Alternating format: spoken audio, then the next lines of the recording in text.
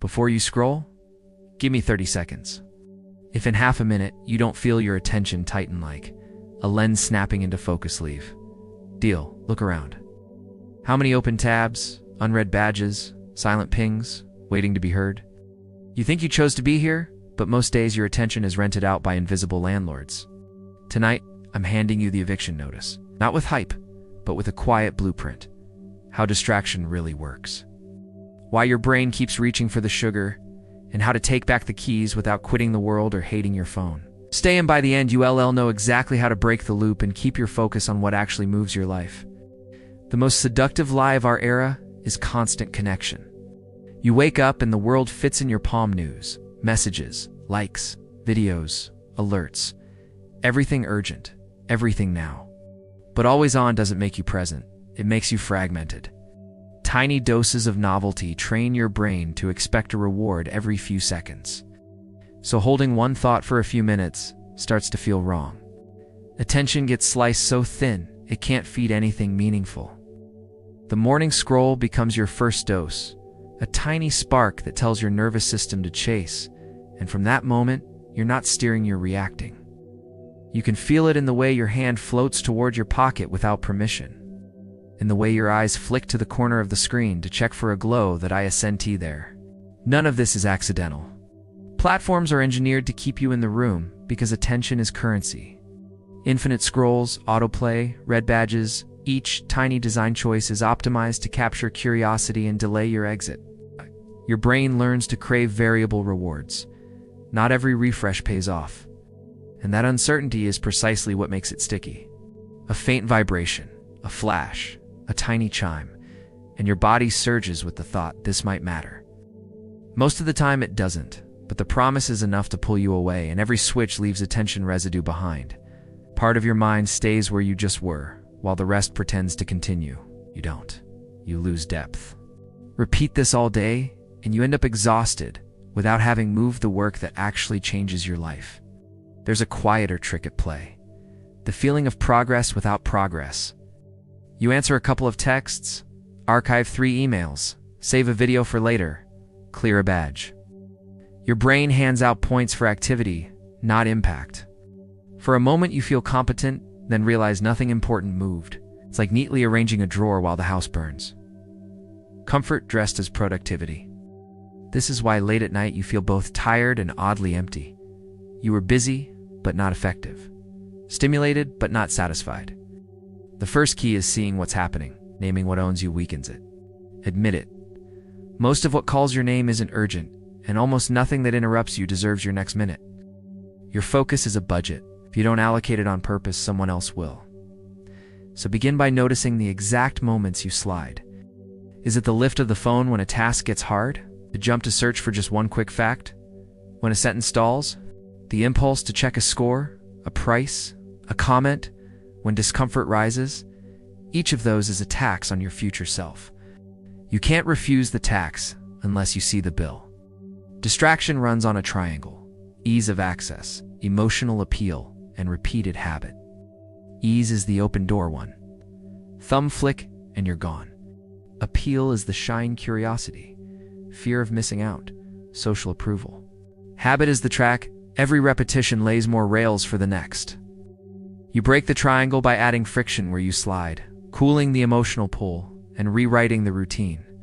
Put distance between you and the slot machines on your phone.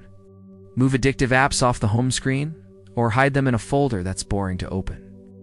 Turn the display to grayscale when you work, so the candy colors stop shouting.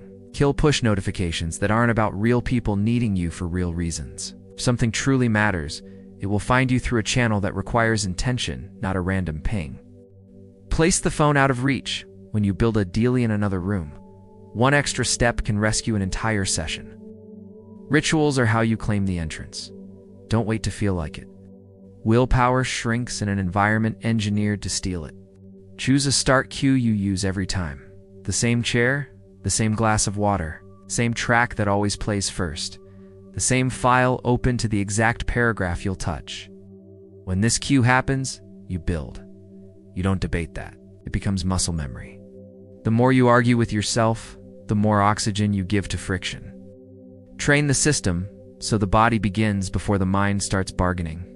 Work in short, sealed blocks. 25 protected minutes beat 2 distracted hours. During a block, only the tools for the task are open. No quick searches, no 2-second replies. If a thought pops up that feels urgent, capture it on a side note and return.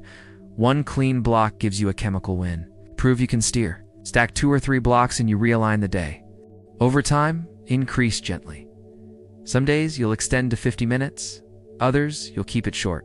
Set a floor you rarely go under and a ceiling you try to smash every time. Sustainable focus beats heroic sprints that end in burnout. Before each block, breathe 3 slow cycles and 4 for out for 4. That tiny ritual switches your system from hunting to building. During the block, if an impulse tugs your hand drifting to your pocket, your eyes sliding to the tab bar, pause for 10 seconds. Ask, does this move me closer to what I chose to do now? If the answer is no, feel the urge rise and fall without obeying it. Surf it. Urges crest and break if you don't feed them. Each time you return to the task, you strengthen the only muscle that matters. Avoid the all-or-nothing detox fantasy. Extremes backfire because the brain hates abrupt loss. Instead, confine the chaos to small windows. Pick 2 or 3 times a day to check feeds and messages for 10 to 15 minutes. You're not banning, you're containing. What is limitless owns you. What is bounded serves you. If you slip outside the window, close it and return. Don't waste energy narrating your failure. Quick return beats perfect streaks. Think of focus like balance on a bike. You don't stay upright by never wobbling. Stay upright by correcting quickly. To rebuild real focus, retrain reward. In the scroll economy, rewards are immediate and shallow. In real work, rewards are delayed and rich. That's why long projects feel flat to a novelty-soaked brain. Create visible milestones that shorten the emotional distance to pay off. 1 page written earns an X on the calendar. 1 finished block gets a line on a whiteboard. 10 X's earn a small celebration. Teach your system that consistent effort pays and that those dividends outlast likes. You are building a personal stock market where compound interest is measured in finished chapters, shipped features, clean reps, and calmer evenings. External noise isn't the only thief. There's internal static toury, comparison, invisible conversations. Empty before you fill. Open a page and dump whatever is buzzing in your head for 3 minutes, unedited. If it's actionable, write the next tiny step. If it's just noise, park it. When the mind trusts that thoughts are stored safely, it stops poking you every 2 minutes. You didn't forget, you decided when you'll look. That one shift can free more attention than any productivity hack. Unfinished tasks haunt because the mind hates half-open doors.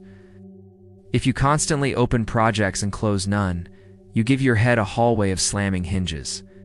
Do fewer things and close more loops. Finish something in the same session, even a micro-chapter. End by writing the first sentence of the next section, so tomorrow has a warm start. The clarity of completion lets your system rest, and rest is oxygen for focus. People and places are part of the code. Energy vampires are expensive. Pointless arguments drain hours of afterthought. Set boundaries and make them visible. Negotiate availability with your team or family. Close the door when needed. Wear headphones even silent as a signal. Create a focus corner that looks and feels different from the rest of your space. When you're with someone, actually be with them. Split attention is no attention, and people can feel the difference between your presence and your placeholder. Some days focus feels impossible. On those days, your job isn't to shine, it's to keep the flame alive. Lower the bar without breaking it. If 50 minutes won't happen, do 15. A full page won't happen, write a paragraph. If a workout won't happen, stretch for 5 minutes. What kills momentum isn't doing little, it's doing nothing. Your brain learns what you repeat. A bad day can still teach consistency, and consistency quietly outruns intensity. When restlessness visits, even in silence, offer novelty that doesn't enslave you. Read 2 pages of a physical book. Take a slow walk without your phone. Try a simple recipe. Touch an instrument for 10 minutes. Rearrange 1 shelf. Curiosity can be an ally instead of a dealer if you choose the source. You're not punishing yourself. You're remembering the pleasure of attention anchored to something that exists off-screen. There's a deeper shift available. Move from goals to identity. Goals ask, what do I want? Identity asks, who am I becoming?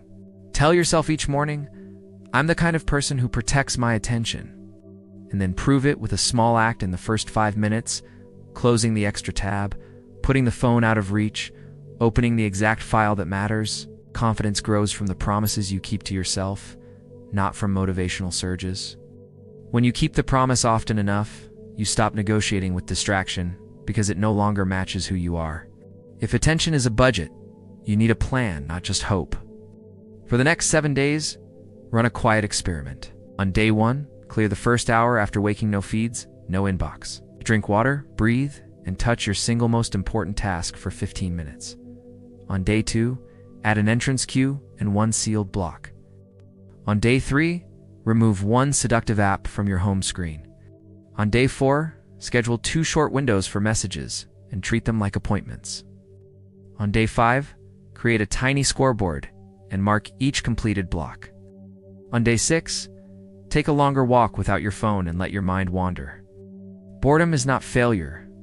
Boredom is where original thoughts crawl out of hiding.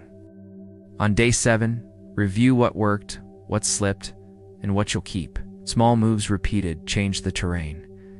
Evening rituals matter as much as morning ones. End your work with a shutdown sequence so your brain knows the day is safe to put down. Write what you finished, name the next actionable step for tomorrow, and speak a simple phrase like, shutdown complete. It sounds silly until you realize you've been ending days with a messy fade out for years. Clean endings make clean beginnings. Sleep becomes deeper when your mind isn't spinning half-open loops, and sleep is the secret power source no productivity app can replace. Email and chat deserve their own fences. Batch them. Most messages are not emergencies. They're someone else's priorities arriving as your interruptions. Reply at set times, if your role allows it, and keep replies short, clear, and decisive. Ask for the same in return. Use subject lines that signal intent. No reply needed, decision required. Why? For Friday, so others don't waste cycles guessing. Culture eats focus for breakfast. Help set the menu. Food, water, light, and movement are the primitives your cognition runs on. None require perfection. All repay small efforts. A glass of water before your first block, 5 minutes of light on your face, a 10-minute walk after lunch, protein somewhere in your morning, tiny physical anchors with oversized cognitive returns. This is not biohacking, it's human maintenance. Create a distraction ledger for a single week. Every time you break focus, jot a quick note. What triggered it, what you did, how long it took to return, and what you could have done instead. Patterns will surface. Maybe you always flee at the first feeling of uncertainty. Maybe mid-afternoon is your danger zone. Maybe one specific site is your personal casino. You can't see leaks, you refuse to map. When you spiral land, you will sometimes have an emergency plan. 3 box breaths, cold splash of water, stand up and change rooms, reset the desk, whisper your next action out loud, and start a 2-minute timer. Permission to be bad is often the only permission you need to begin. 2 minutes become 5, 5 become 15. The mountain shrinks when you take the first single step you were avoiding. If your world is loud, consider a weekly Sabbath hour, 60 quiet minutes for nothing but unstructured attention. No inputs, no output quotas. Sit with a notebook and let your mind unclench.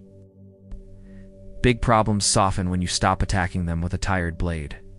You are building a sanctuary in time, not a prison. The point isn't purity. The point is sovereignty. At some point, you'll notice something subtle. The urge to check will still appear, but it will feel smaller, like a tug from far away. The room will feel different when you sit down to work, as if your chair remembers. Your scoreboard will start to look less like a trick and more like a mirror. You'll end days with fewer loose threads and wake with less noise. That isn't luck, that's ownership. This isn't about becoming a robot. It's about becoming an author. Stop letting invisible landlords rent your mind by the minute. Start deciding, on purpose, where your attention lives. Tell yourself now, before the world begins to shout again, I protect my attention. Then do one small thing that proves it. Put the phone in another room for the next block.